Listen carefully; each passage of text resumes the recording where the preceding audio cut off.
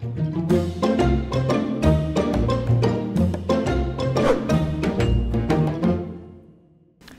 여러분 반갑습니다. 부자TV 행보파트너 이수민 대표입니다.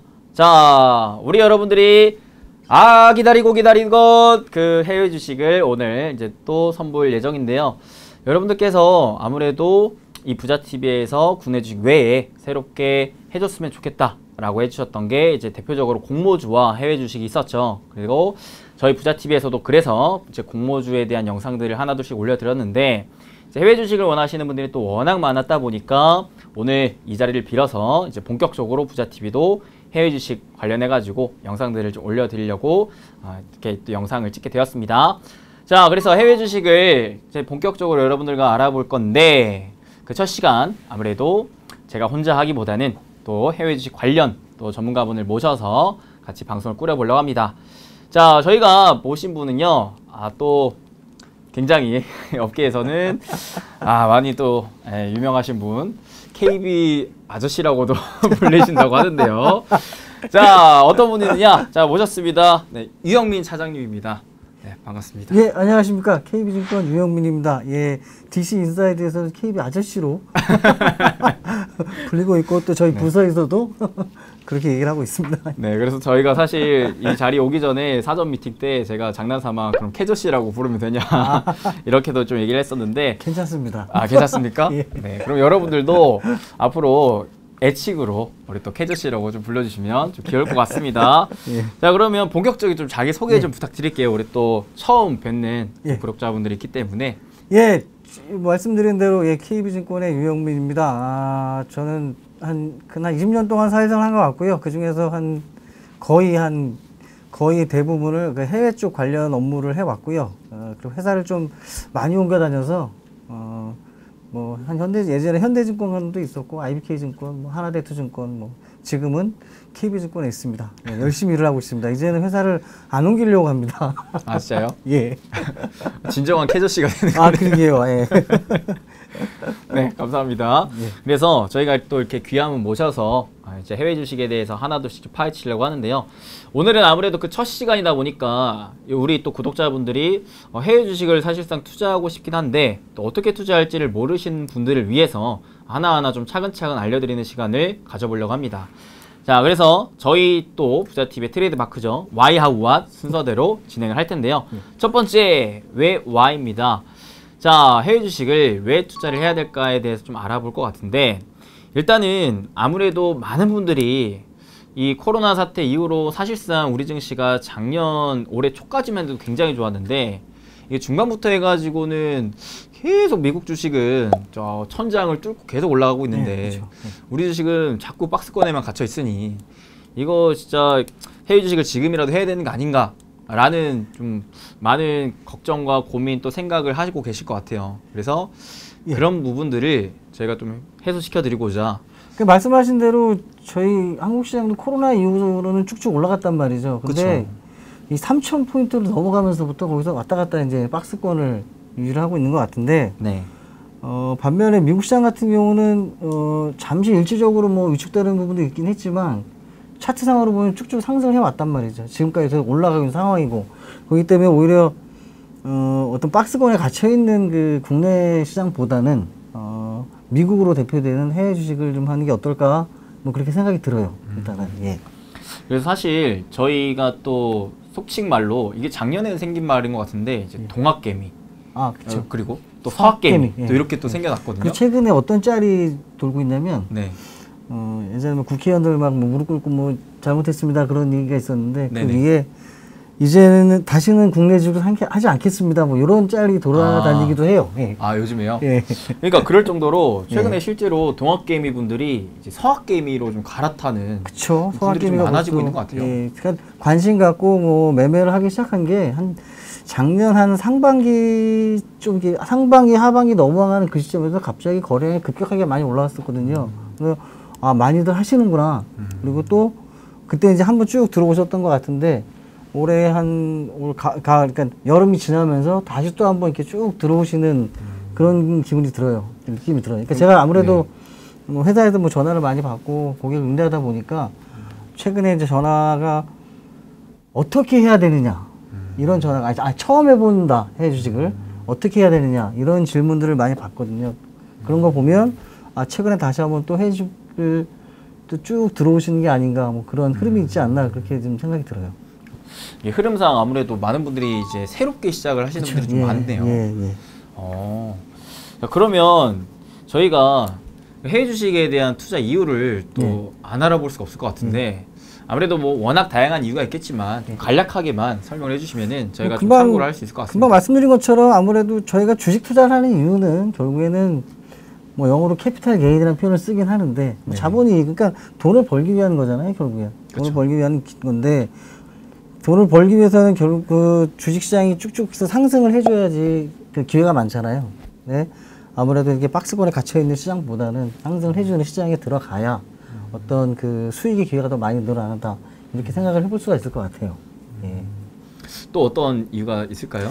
아무래도 물론 한국에도 다양하고 많은 기업이 있지만 또 미국 같은 경우에는 또 글로벌 리딩 기업이 결국에는 미국에 좀 많잖아요. 그렇죠. 예, 그렇죠. 그런 회사들 우리가 흔히 아는 회사도 있지만 또 잘 모르는 회사도 있을 거고 어쨌거나 그런 투자 기회가 다양하게 존재한다. 뭐 이렇게 볼 수가 있는데 뭐 잘 아시겠지만 뭐 미국이 또 전 세계 경제 중심이고 4차 산업도 주도하고 있고 또 전체 또 한국에서 보면 미국 시장의 거래량이 한 70% 정도 되는 것 같거든요. 꽤 많다.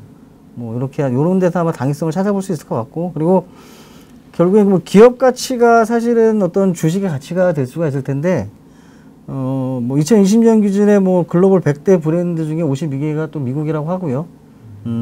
10위권 브랜드 중에 보면 또 이제 뭐 미국가 있는데 뭐 흔히 아시는 뭐 아마존, 애플, 뭐 마이크로소프트, 구글 뭐 이런 회사들이 좀 있고요.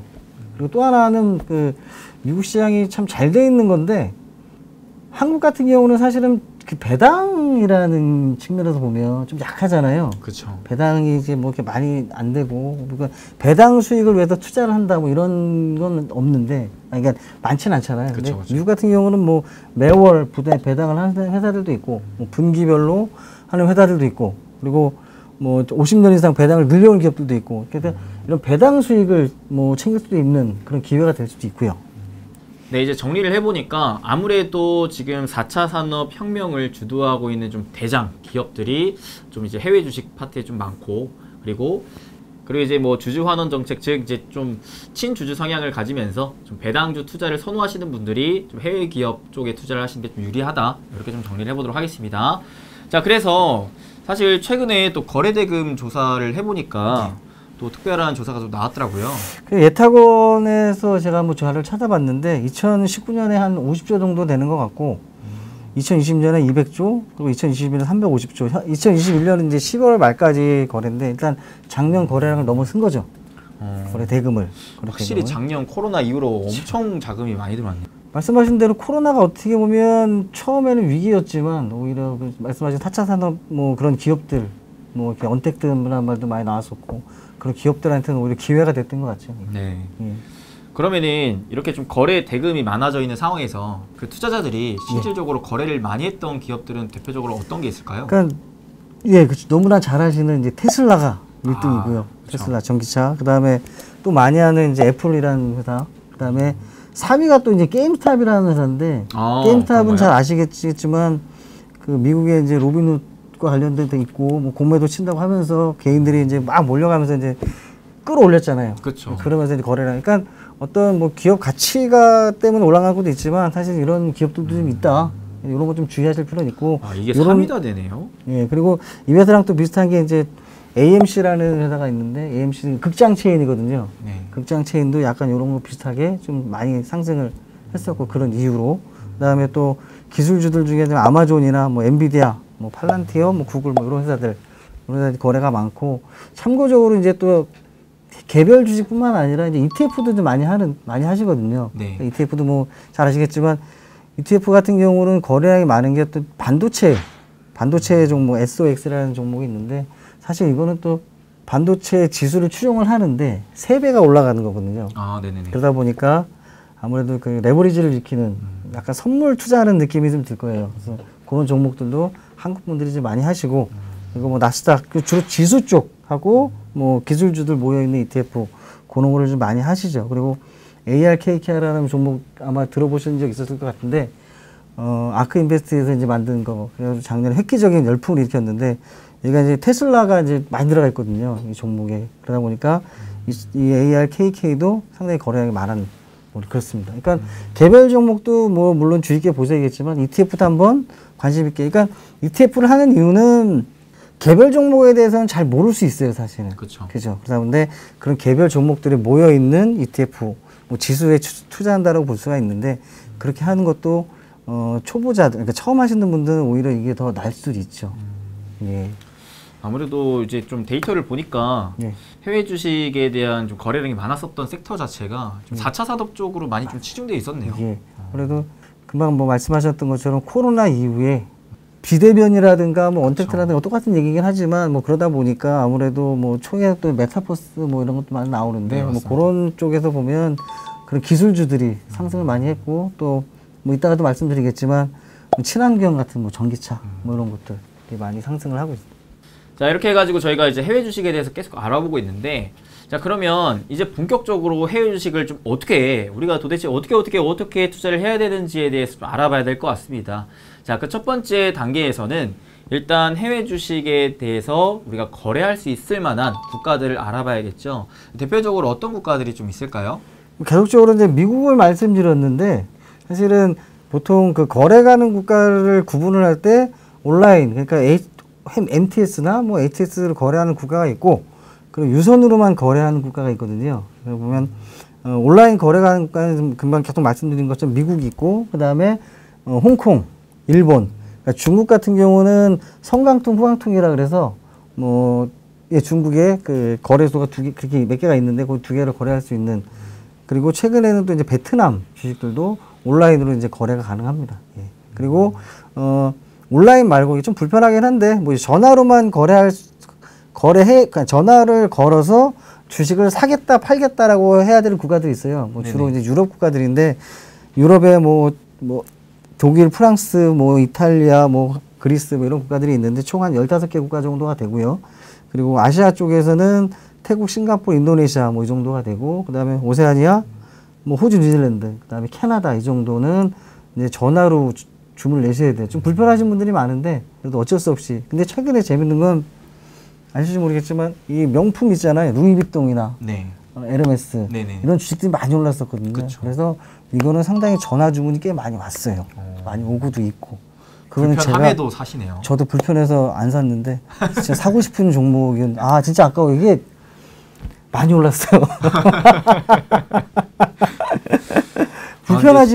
불편하지만 전화로 주문을 해도 그렇게 수익을 거둘 수가 있는 거죠, 사실은. 예. 아니, 확실히 지금 전 세계적으로 뭐 코로나 때문에 뭐 예. 경제 위기다 하는데도 예. 명품에 대한 수요는 끊이지가 않는 것 같아요. 명품이 그냥 어떻게 표현할지는 모르겠는데 수요가 꾸준하게 있는 것 같아요, 명품에 대해서는. 그러면서 주가도 당연히 올라가고 꾸준하게 올라가고. 제가 나중에 차트 한번 보여드리고 싶은데 어쨌거나 저희가 자료화면으로 띄워놓겠습니다. 네, 알겠습니다.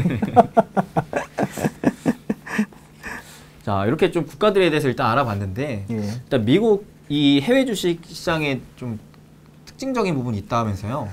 그 미국 시장이 참 재밌는 거는 가격 제한폭이 없어요.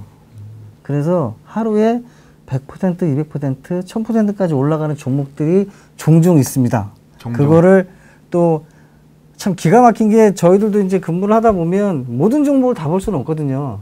그러니까 뭐 관심 종목 같은 거 이제 틀어놓고 보고 있는데 갑자기 전화가 와서 이 종목 어떻게 되느냐. 그래서 딱 보면 100%, 200% 쭉쭉 올라가 있는 종목들이 있어요. 또 그걸 또 기가 막히게 찾아내시는 분들도 계세요. 그리고 그분들의 수익을 보면 어마어마하죠. 제가 말씀 못 드리겠지만 어마어마한 가격 제한폭이 없다라는 게 어떻게 보면 위험할 수 볼 수도 있는데 아주 좋은 기회가 될 수도 있어요. 그래서 아주 가장 큰 특징으로 볼 수가 있는데요. 최근에 종목을 하나 말씀드리면 그 갤러리에서는 드왁이라는 표현을 쓰는데 DWAC라는 그 코드가 심볼이 있는데 그 종목 같은 경우는 스펙이라 그래서 어떤 회사를 인수하는 목적으로 상장이 된 회사예요. 근데 트럼프죠. 트럼프가 이제 자기 개인 SNS 회사를 차린다라고 했고 또 그거를 거기서 인수한다라고 하면서 주가가 어마어마하게 올라간 거죠. 예, 뭐 그런 종목들도 있고요. 예. 이게 몇 프로까지 올랐죠? 이게 아마 26불에서 166불까지 갔으니까 고점 175불까지 갔으니까 예.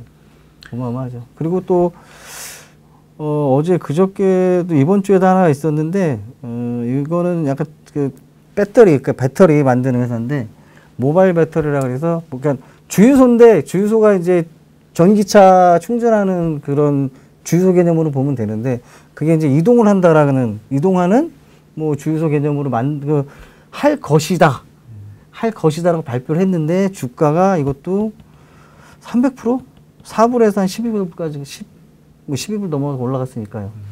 이게 4,000원 하던 게 뭐 13,000원, 14,000원 간다는 게 보면 되는거든요. 네. 이제 그러니까 이게 사실 국내 주식 같은 경우에는 이제 상한가 하한가 제도가 있기 때문에 하루에도 움직일 수 있을 만한 폭이 30%로 제한이 되어 있는데 미국 주식은 좀 그런 게 없다. 그래서 뭐 하루만 해도 뭐 100%, 200% 이렇게 오르거나 내려갈 수도 있다라는 것을 이제 얘기를 해주셨습니다. 네.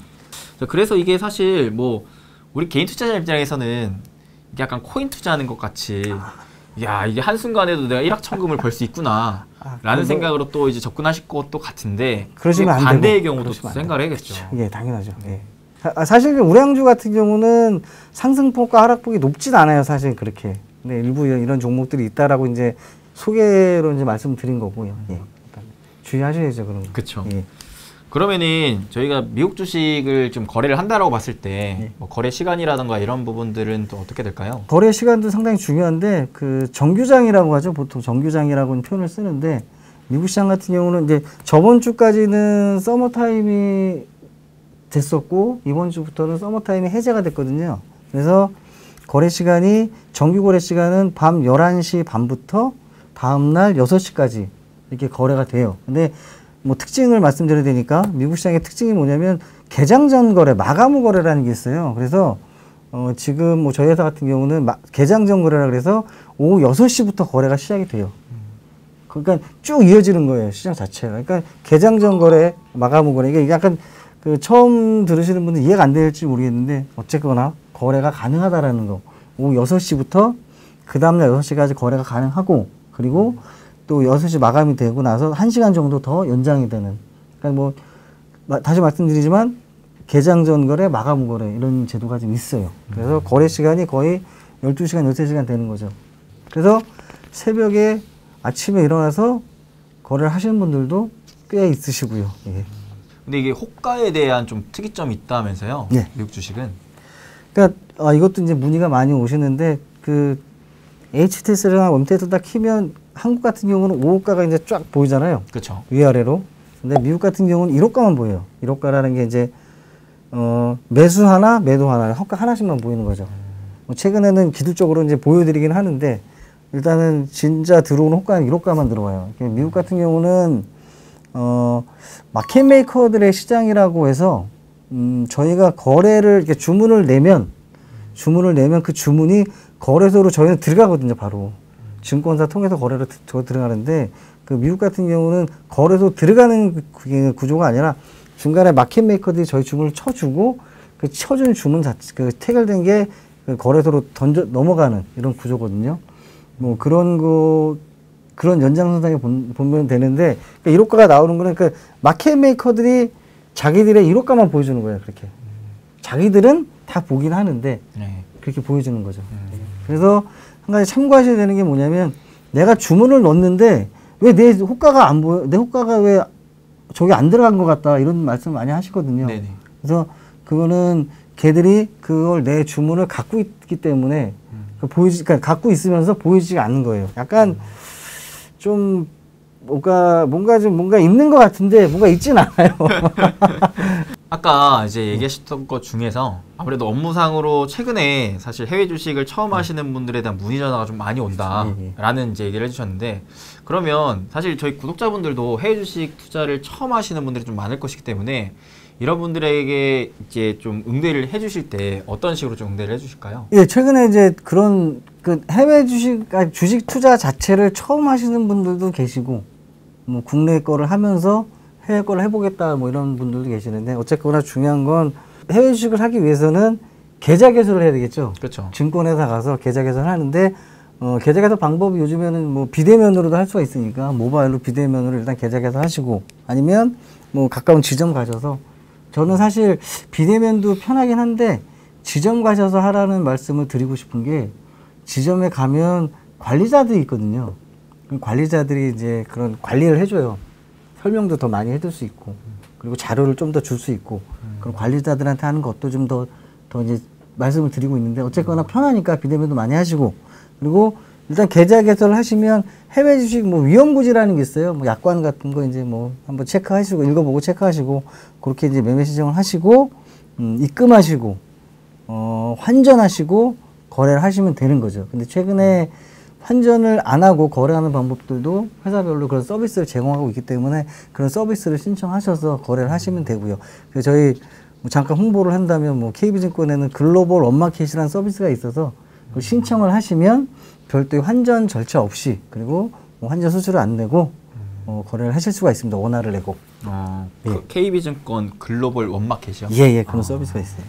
참고를 하시면 좋을 것 같습니다. 그런데 이제 좀 궁금한 게 사실 많은 해외 주식 투자하시는 분들이 제일 궁금하실 것 같긴 해요. 저희가 해외 주식으로 아무리 주가에 대한 수익을 챙겼어도 사실 저희가 환전을 할 때 이게 환율이 떨어져 있으면 그렇죠. 사실 환차손을 보면서 이게 수익을 본 게 아니게 되는 경우가 또 있잖아요. 그러니까 그 방법이 이제 금방 말씀드린 것처럼 환전을 직접 하시고 거래를 하는 방법이 있는데 그러면 그렇게 환전을 하시게 되면 사실은 환차손이 확정이 되진 않죠. 내가 매도를 하고 다시 환전을 하면 되니까. 근데 저희가 금방 말씀드린 이 서비스는 자동 환전 시스템이거든요. 그래서 매수를 하면 그 다음에 환전되고 매도를 하면 그 다음에 환전이 되고 그렇기 때문에 환차손이 발생할 수도 있는데 또 여기서 환차손이 발생하면 안 되니까 그러니까 그러니까 내가 매수를 하고 나서 그 환율이 딱 정해지거든요. 다음 날에 내가 얼마에 환전을 했다라는 게 그걸 확인을 좀 해보시고 내가 매도 시점이 됐을 때 환율이 올라가 있으면 그냥 매도하시면 되고 만약 환율이 떨어져 있다. 내가 샀던 그때보다 떨어졌다고 한다면 이 서비스를 해지하시고 매도를 하시면 달러가 들어오거든요. 달러가. 그러면 달러가 일단 들어오면 이건 환차손이 확정된 게 아니잖아요. 그렇죠. 그러면 내가 원하는 시점에 언제든지 환전을 하실 수가 있는 거죠. 예, 그런 단점을 좀 보완해 줄 수도 있는 거죠. 또 그런 팁이 있네요. 그러니까 환차손을 발생할 수는 있으나 그거를 내가 어느 정도 방어도 할 수 있다라고 이제 말씀을 드리는 거죠. 그러니까 원래 이제 뭐 보통 거래 같은 경우에서는 자 매수 주문을 넣었을 때 바로 환전을 들어가서 그때 당시에 이제 가격대로 매수가 들어가는 거 매도 역시도 그렇게 되는데 이제 선택적으로 본인이 매도를 할 때 환전 신청을 안 하면 그러니까 그대로 달러로 보유했다가 내가 환율의 추이를 보면서 다시 또 환전을 할 수 있다는 것이죠. 그러니까 뭐 말씀하신 것처럼 내가 매수를 하고 나서 그 서비스 신청을 하고 나서 이제 원화 넣고 이제 매수를 해요. 그리고 시간이 지나서 매도를 내가 해야 될 것 같다라고 이제 그런 오잖아요. 그렇죠. 그런 시기가 왔으면 보시고 내가 샀을 때 환율과 지금의 환율을 한번 보셔야 되는 거죠. 그렇죠. 그러면 환율이 올라갔다 그러면 당연히 환차 이기니까 그냥 하시면 되는 거고 뭐 떨어져 있으면 이게 환차 손이 발생하는 거거든요. 그러면 이거는 일단 서비스를 해지하시고 매도를 하시면 달러가 들어오니까 달러가 들어왔으니 내가 원하는 시점에 다시 환전을 하면 되는 거거든요. 이거는 모르셨던 분들 많으셨을 것 같은데 또 꿀팁을 또 알려주셨습니다. 그리고 KB증권의 글로벌 원마켓 서비스입니다. 자, 그리고 이제 또 특이한 게 사실 뭐 물론 이제 저희 나라 이제 국내 주식도 나중에는 소수점 거래도 가능하다라고 이제 열린다고 하는데 일부 그러니까 아무래도 주가가 지금 뭐 테슬라 같은 게 뭐 분할을 하긴 했는데 작년에 주가가 또 1,000불 이상 올라갔거든요. 그러면 사실은 좀 그 한 주도 사기가 약간 좀 부담스러운 사람이 계실 수도 있어요. 사실은 높다 보니까. 그래서 소수점 거래라는 게 있는데 그 서비스가 있는데 일부 회사에서 뭐 하고는 있고요. 근데 저희 같은 경우도 지금 11월 말 지금 뭐 오픈을 준비하고 있거든요. 그래서 잘게 쪼개서 주식을 살 수가 있는 거죠. 원하는 금액만큼. 아무리 비싸도 주가가 뭐 100불, 200불 가도, 아니, 그러니까 뭐 1000불, 2000불 가도 내가 원하는 금액을 넣고 그만큼 살 수가 있는 거죠. 예.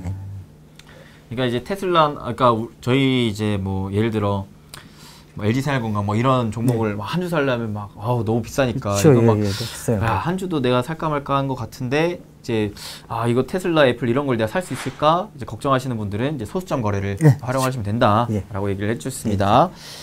자, 그러면 지금까지 해가지고 우리가 해외 주식을 왜 투자해야 되고 그럼 어떻게 투자를 하면 좋은가에 대한 이제 방법들까지 좀 알아봤는데요.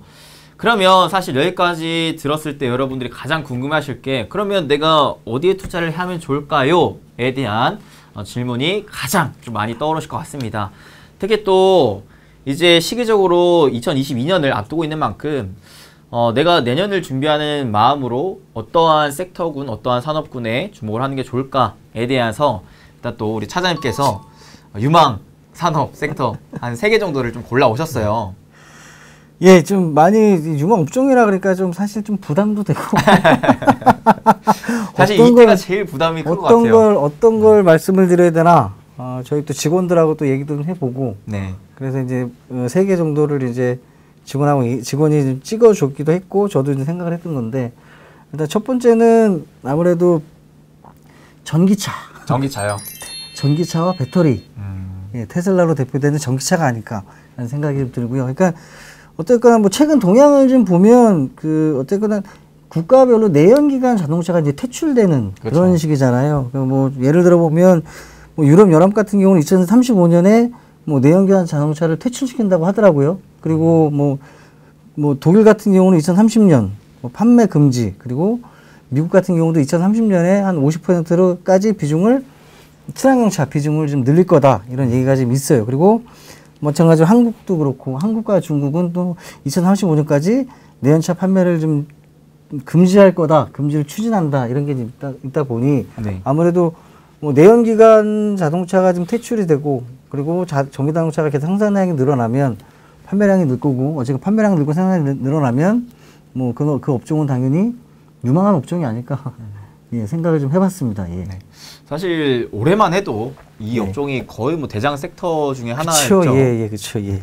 그래서 그 흐름이 좀 내년까지도 이어갈 것 같다라고 좀 얘기를 해주셨던 것 같습니다.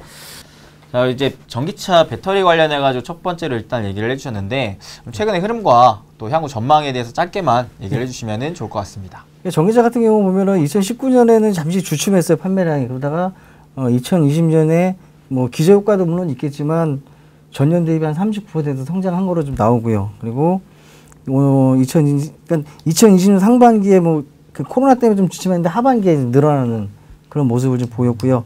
뭐 테슬라뿐만 아니라 뭐 GM, 포드, 벤츠 이런 회사들이 내연차 판매 제한, 그리고 뭐 탄소세 규제를 피하게 해서 전기차 라인업을 계속 확대하고 있는 상황인 거죠. 그러니까 뭐 고성장세가 아마 지속되지 않을까 뭐 그렇게 생각이 들고요. 예, 일단은.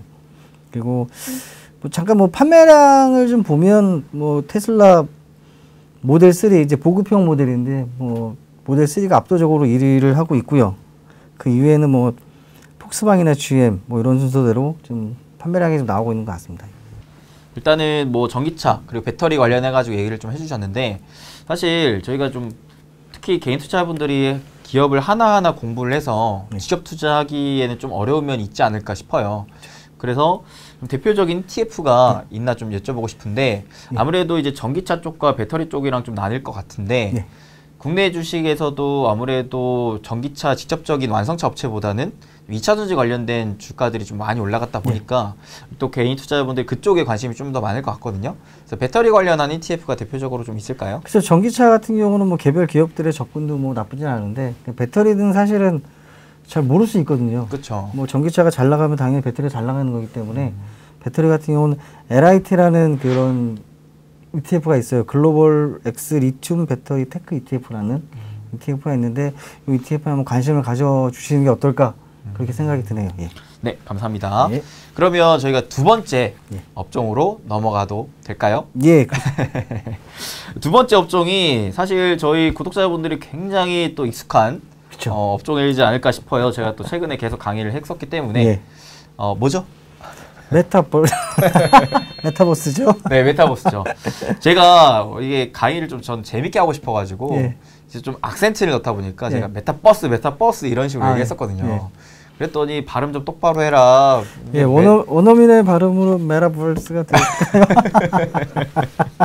예, 메타버스라는 게 보면 뭐 가상과 초월을 의미하는 메타와 그다음에 우주를 뜻하는 유니버스의 합성어잖아요. 그래서 메타버스라고 하는데 가상과 현실을 연결하는 어떤 플랫폼 그리고 뭐 하드웨어, 소프트웨어 뭐 그런 업체들이 되겠죠. 아직은 초기 단계라고 좀 볼 수가 있기도 하지만 그렇기 때문에 어떤 기술 진보가 좀 빠르게 일어나고 있는 뭐 업종이 아닐까 생각이 들고요. 그래서 당연히 시장 규모는 좀 더 커지지 않을까 생각이 듭니다. 예. 그리고 아까 저희가 사실 올 한 해 예. 많은 거래량이 일어났었던 게 예. 기술주, 이제 코로나 수혜를 받아서 이제 언택트수가 그쵸, 예. 늘어남에 예. 따른 이제 수혜 업종이었는데 예. 예.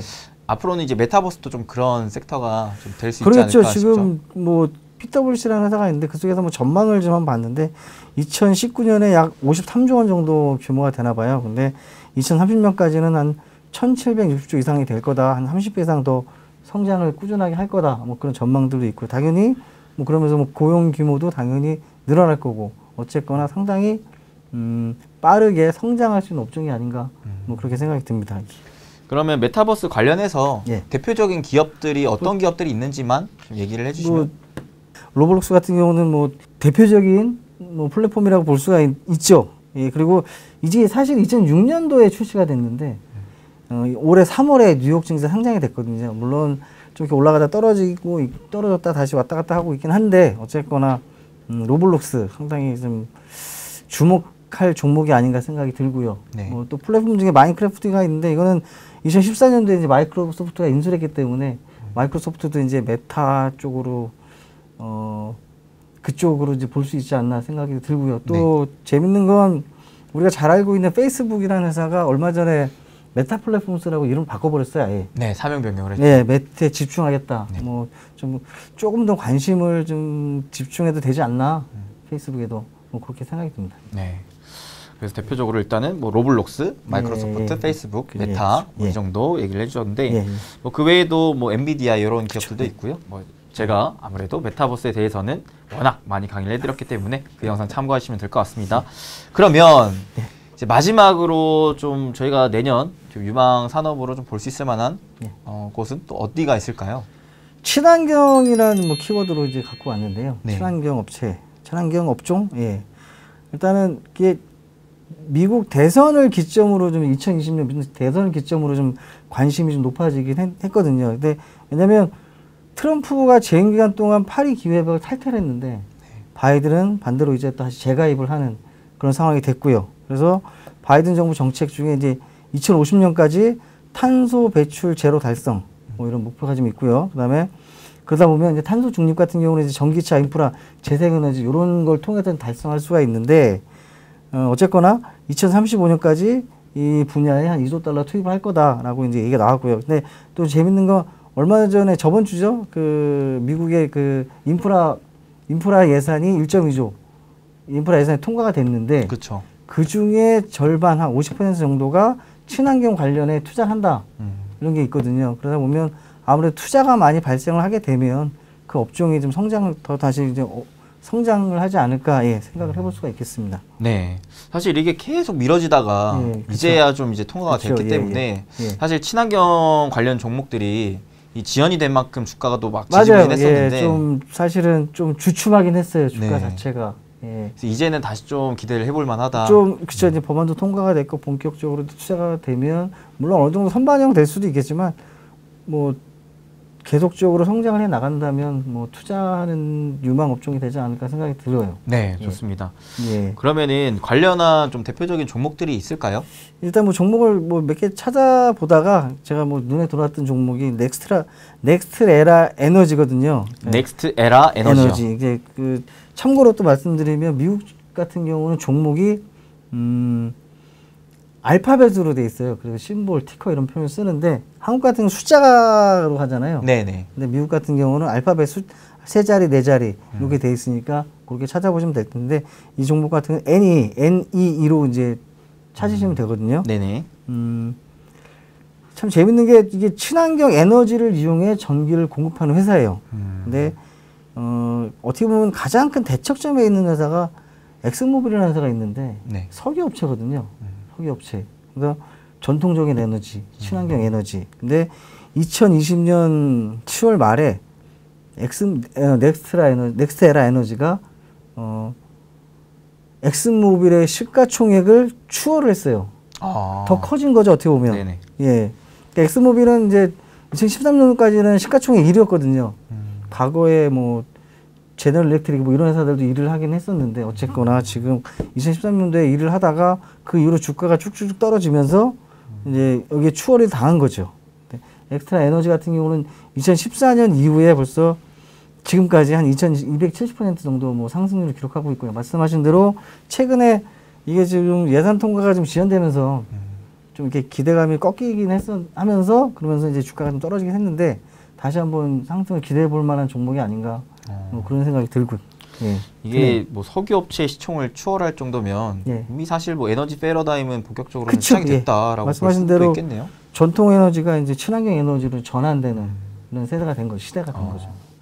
그러면은 사실 저도 이쪽 분야에 워낙 관심이 많아서 기업들을 계속 공부를 하는데 예. 이게 기업이 좀 어려워요. 그쵸. 어려워서 여기 쪽도 좀 ETF가 있으면 예. 좀 대표적으로 소개를 해주시면 너무나 좀 감사할 것 같습니다. 금방 말씀드린 것처럼 미국 같은 경우는 종목을 알파벳으로 이제 한다고 말씀드렸는데 이 ETF는 이제 ICLN이라는 이제 종목이거든요. 청정 에너지 ETF 중에서 가장 자산 규모가 크고요. 그리고 전기 공급 사업과 신재생 에너지에 뭐 대부분 투자하는 그런 ETF가 됩니다. 그리고 뭐 풍력, 태양광, 수소에너지까지 뭐 다양하게 이제 투자를 하는 그런 ETF라고 대표적인 ETF라고 볼 수가 있고요. 그리고 또 하나는 이게 QCLN인데 이거 같은 경우는 이제 약간 미국 쪽에도 좀 더 투자가 많이 되는 종목인데 뭐 테슬라, 니오, 뭐 근데 반도체 기업에도 투자하는 그런 ETF입니다. 감사합니다. 이렇게 해가지고 제가 또 내년을 바라봤을 때 또 해외 주식 관점으로 2022년 또 유망한 산업 3가지를 좀 알아봤고요. 대표적으로 ETF까지 알려주셔서 좀 진심으로 감사드립니다. 참고로 말씀드리면 개별 주식을 뭐 계속 반복되는 말씀이긴 한데 얘기긴 한데 개별 종목을 잘 못 찾을 수도 있어요, 사실은. 그러면 오히려 ETF를 통해서 수익을 좀 더 얻을 수 있는. 그러니까 초보자 입장에서는 개별 주식보다는 ETF가 오히려 또 도움이 될 수도 있어요. 섣불리 덤벼들기보다는 그래도 좀 안전빵에 비교적 그쵸, 예. 비교적 안전빵에 여러 기업에 이제 투자를 할 수가 있으니까. 그렇죠. 예.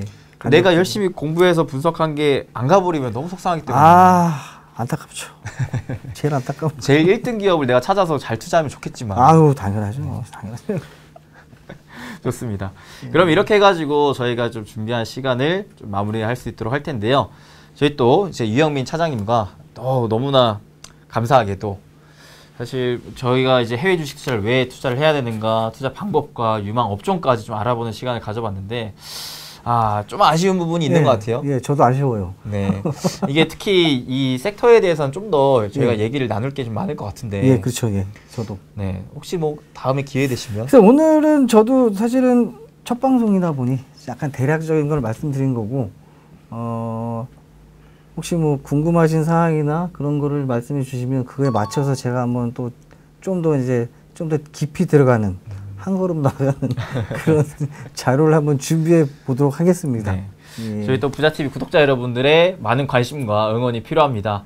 정말 어렵게 모신 만큼 여러분들이 최대한 뽑아 먹으셔야 됩니다. 아우, 예, 당연하죠. 네, 그렇기 때문에 저희 여러분들이 또 원하시는 또 해외 주식 파트 어떠한 분야는 좀 원합니다, 궁금합니다 이런 부분들이 있다면 일단은 좋아요, 다운 버튼 한 번씩 꼭 눌러주시고 댓글로 자유롭게 의견 남겨주시면 저희가 최대한 반영해서 다음 영상 또 기획해 보도록 하겠습니다. 그러면 또 우리 이영민 차장님은 제가 또 다음 기회를 기약하면서 인사드리겠고 또 오늘 이제 끝으로 시청자분들 위해서 한마디만 남겨주시면 될 것 같습니다. 예, 해외 주식 참 접근하기가 안 해보면 접근하기가 좀 쉽지 않다라고 생각하실 수 있는데 일반 주식 투자와 큰 뭐 다른 게 없기 때문에 그냥 뭐 편하게 하시면 될 것 같고요. 그리고 궁금하신 사항 있으면 저한테 연락을 주시면 예, 편하게 말씀드릴 수 있도록 하겠습니다. 그리고 좀 아쉬운 감이 좀 있는데 뭐 진짜 필요하신 사항을 말씀해 주시면 그거에 대해서 좀 오늘은 사실은 뭐 A부터 Z까지 뭐 이렇게 좀 훑어본 것 같은데 네. 조금 더 자세하게 저도 좀 말씀드리고 싶은 게 있으니까 궁금한 사항을 말씀해 주시면 좀 자세하게 말씀해 드릴 수 있는 기회를 갖도록 하겠습니다. 네. 자, 캐저씨 유영미 차장님 말씀이었습니다. 자, 그러면 저희는 또 다음에 좀 찾아뵐 수 있도록 하겠고요. 자, 그러면 끝 인사드리겠습니다. 자, 여러분 행복되세요. 행복되세요.